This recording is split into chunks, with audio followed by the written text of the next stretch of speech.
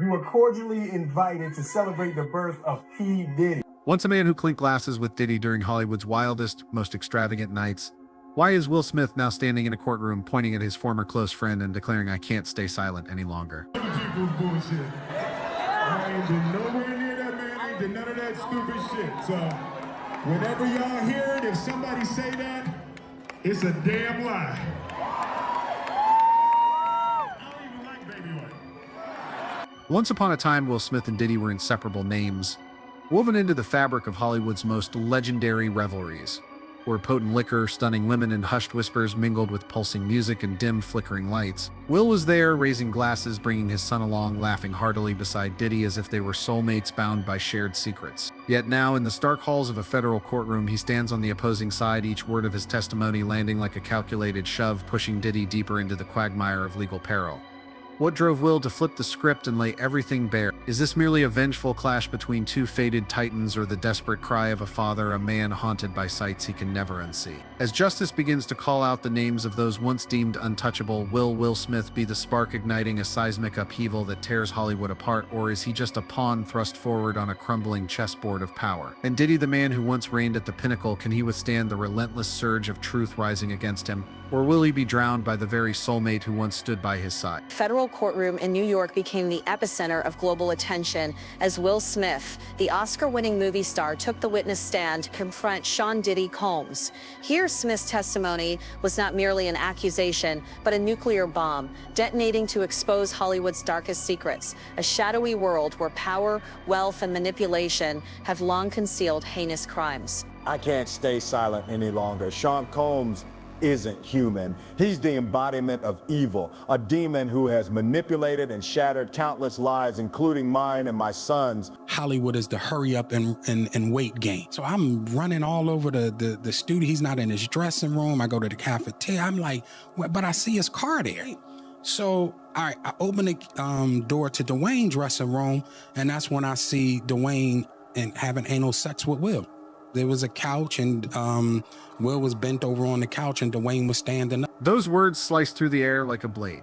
From the defendant's table, Diddy tilted his head slightly, his gaze sharp as a dagger fixed on Will, but Will stood unshaken. He began to speak, each word landing like a hammer blow against Diddy's empire, laying bare crimes so horrific they seemed beyond belief. Will's testimony flung open a door to the shadows, exposing the ghastly secrets of Hollywood's underbelly. He began by recounting his journey with Diddy, tracing it back to 1990 when both were rising stars, their paths intertwined with ambition. But the true darkness, he said, crept in around. That was when Diddy ushered Will into the inner circle, the notorious freak-off parties where the elite of the entertainment world converged. At first, I thought it was a golden ticket. Who wouldn't want to be there? The most powerful players in the industry, multi-million-dollar deals, connections that could reshape a career. I naively believed I was lucky to be chosen by Diddy. But that innocence quickly dissolved as Will realized these gatherings were no paradise, they were a gateway to a living hell. As Will delved deeper into his memories, his voice grew heavier, each word seeming to carve into his heart like a blade. The freak-off parties, cloaked beneath the glittering facade of the white parties, revealed an entirely different realm. They took place on the second floor or sometimes in hidden basement rooms, he said. You'd walk in, your phone confiscated, security guards posted at every turn, the air thick with an almost ritualistic tension. There were rooms fitted with two-way mirrors, concealed cameras, and dim lighting that made you feel watched at every moment. According to Will, these gatherings were far more than hedonistic revelry. They were a theater of manipulation, with Diddy orchestrating every move.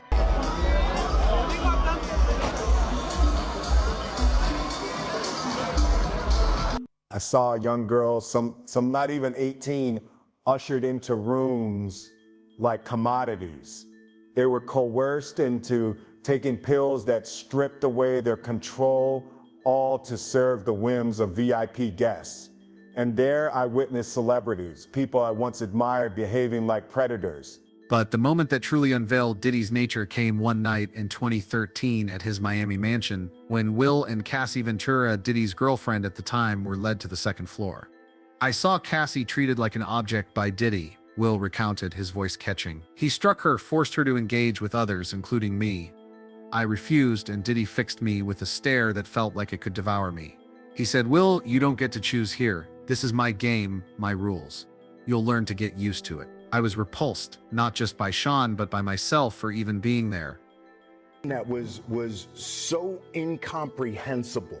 You know, it was just so, it's hard to understand the level of human. Will tried to blend in for a few months, convincing himself it was the price of survival in the industry.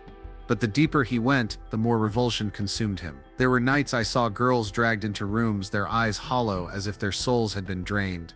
Once I heard sobs echoing from a locked room, but when I asked, Diddy just laughed and said, "Don't worry, they're just having fun." By late 2013, Will's endurance had reached its breaking point, compelling him to sever ties with the freak-off parties. He confronted Diddy in a private meeting, his resolve firm. "I can't keep doing this," he declared. I'm a husband, a father. I love Jada. I love my kids. I won't let them be dragged into that world. Diddy lounged in his armchair, a smirk curling his lips, his gaze sharp as a blade slicing through the tense air. "You think walking away is that easy, Will?" he said, his voice low but laced with menace.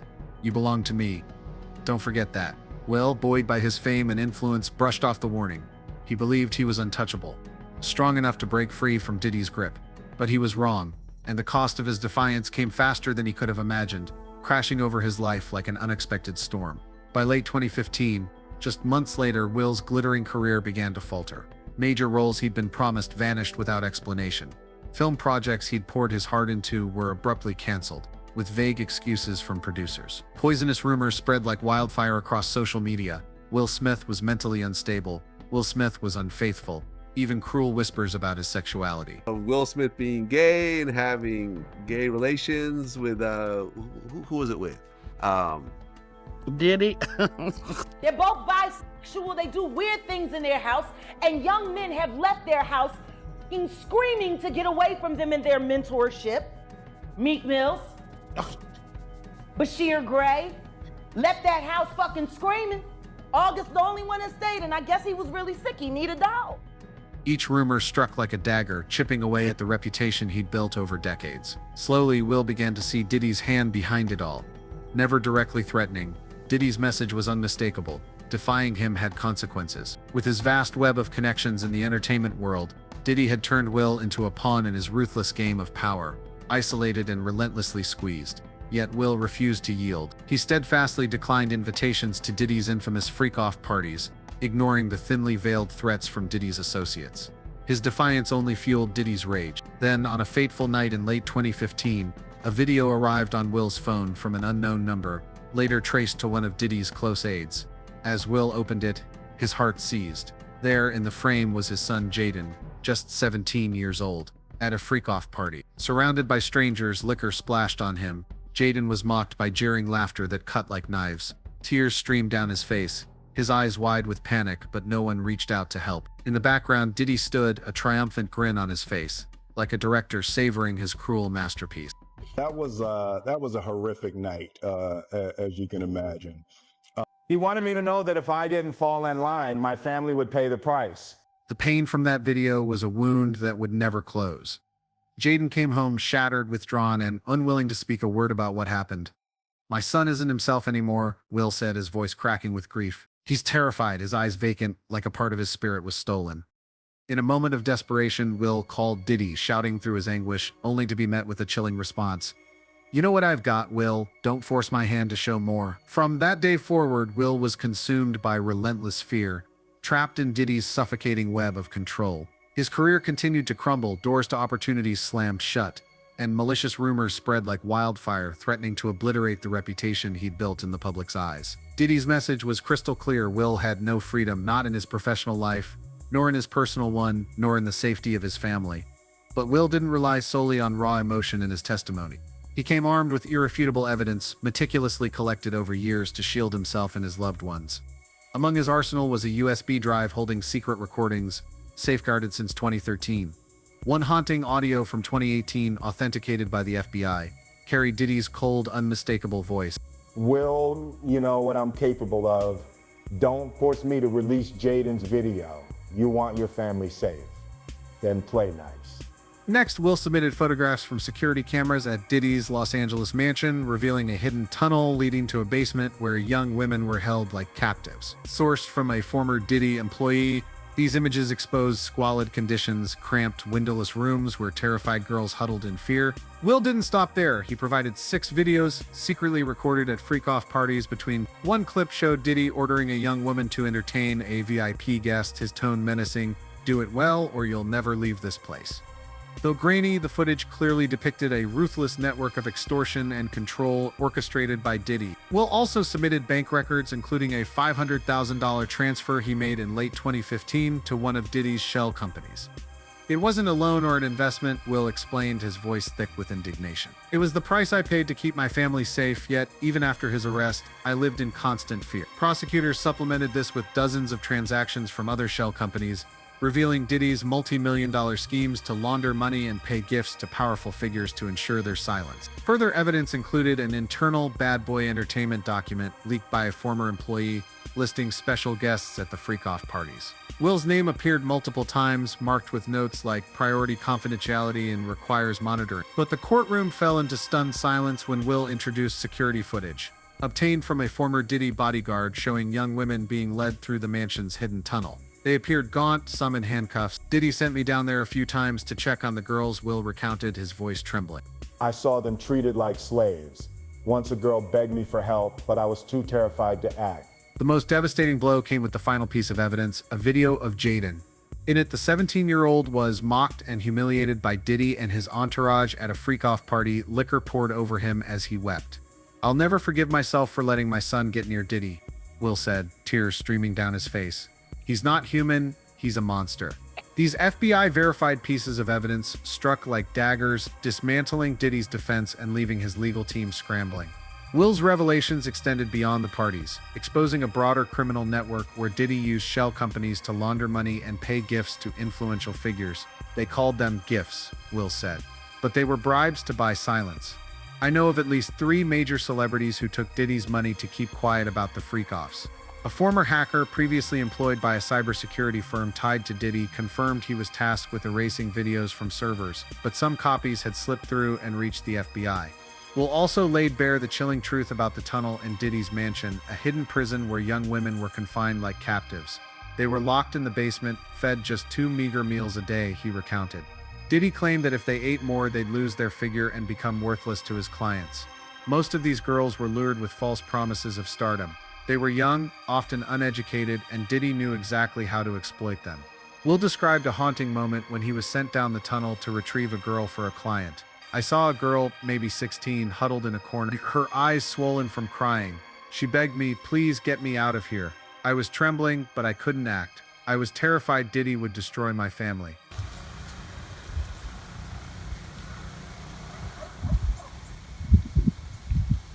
According to Smith's testimony, even though Diddy had been in custody for months, his network of loyalists continued to torment the Smith family. In the aftermath of Diddy's arrest, Will, in a moment of self-preservation, convinced himself that seeking justice wasn't necessary. He didn't need to make Diddy pay or face him in court. All he craved was a quiet life for himself and his family, like any ordinary person.